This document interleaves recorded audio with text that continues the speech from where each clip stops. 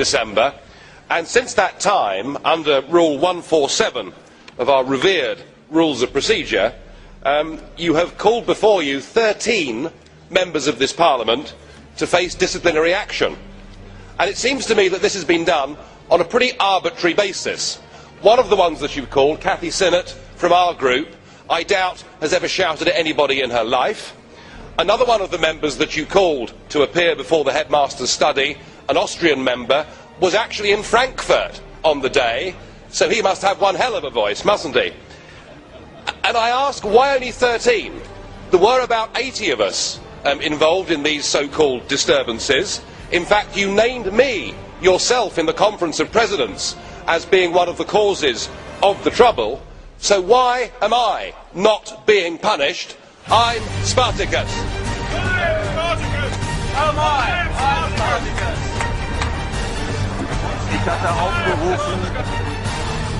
Tomorrow, 11:30, the Prime Ministers will sign a final treaty none of them have read.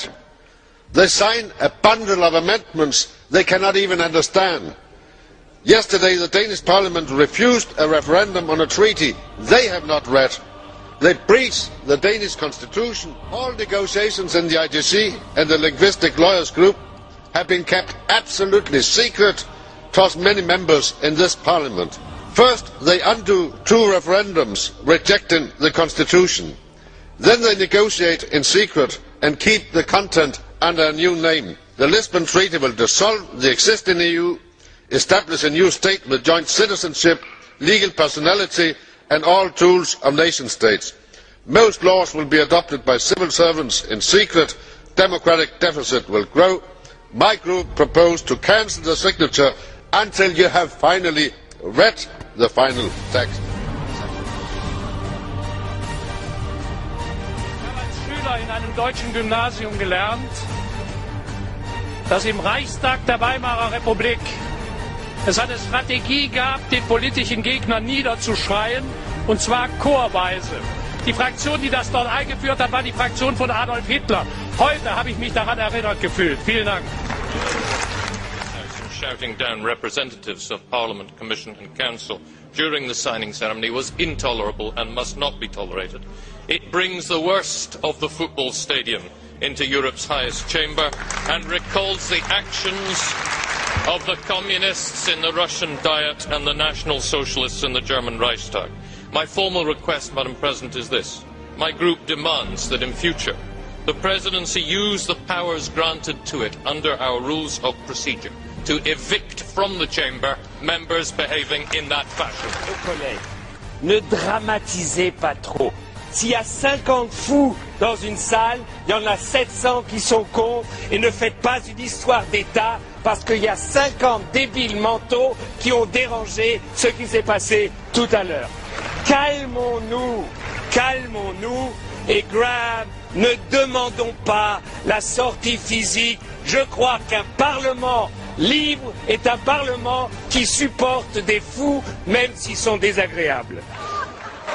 I took part in a peaceful manifestation against a celebration of a charter which is part of a constitution where I cannot even get the consolidated text and see the relevance and the meaning. And you cannot as well.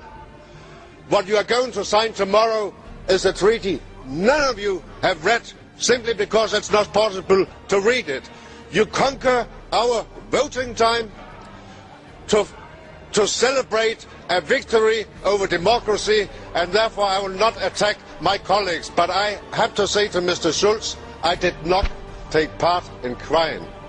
I understand it entirely, but we have in Denmark a different tradition. So I was there with my T-shirt calling for a referendum, and I think all of us should call for a referendum. This is the democracy norm you are defending. Thank you.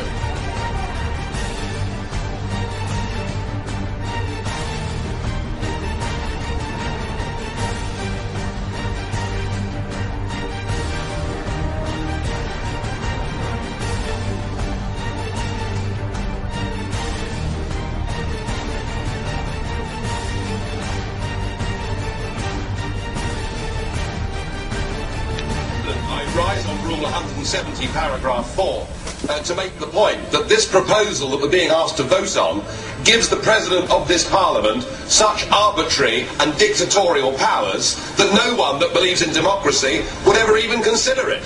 But to be asked for us to vote on it when the political groups in this Parliament have not even had time to discuss it, surely cannot be right. And so I ask that this vote is adjourned to the next session in Strasbourg so that people actually get a chance to understand the huge implications of this vote if it's passed.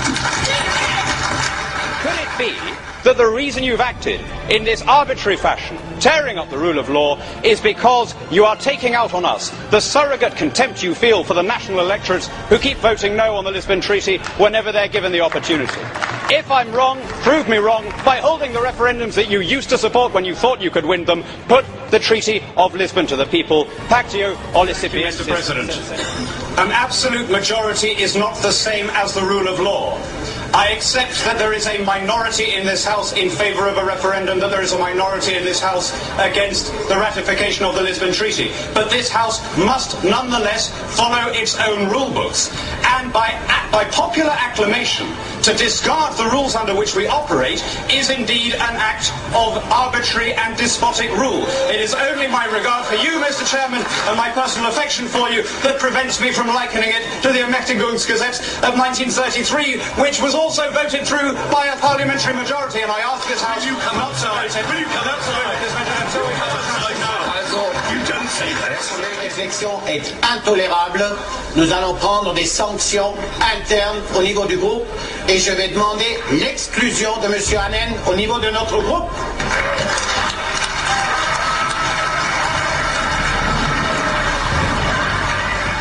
I'm surprised we have the front to call this a debate, because the Minister didn't tell us any of the substance of the negotiations.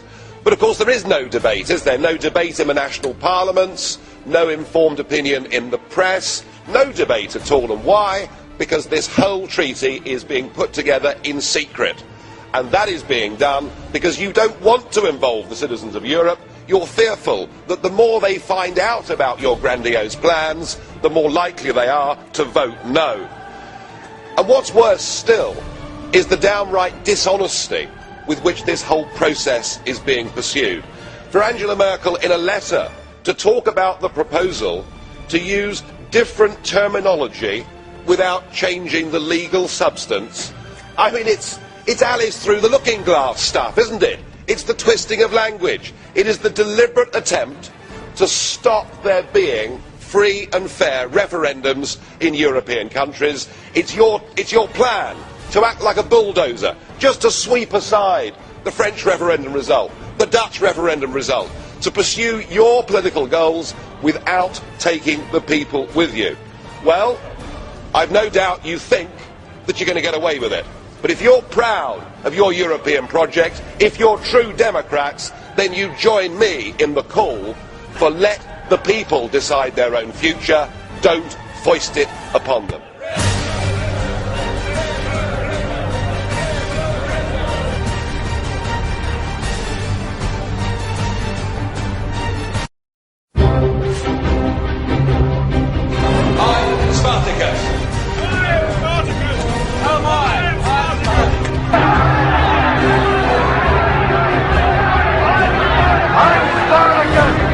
Symbol of the Senate.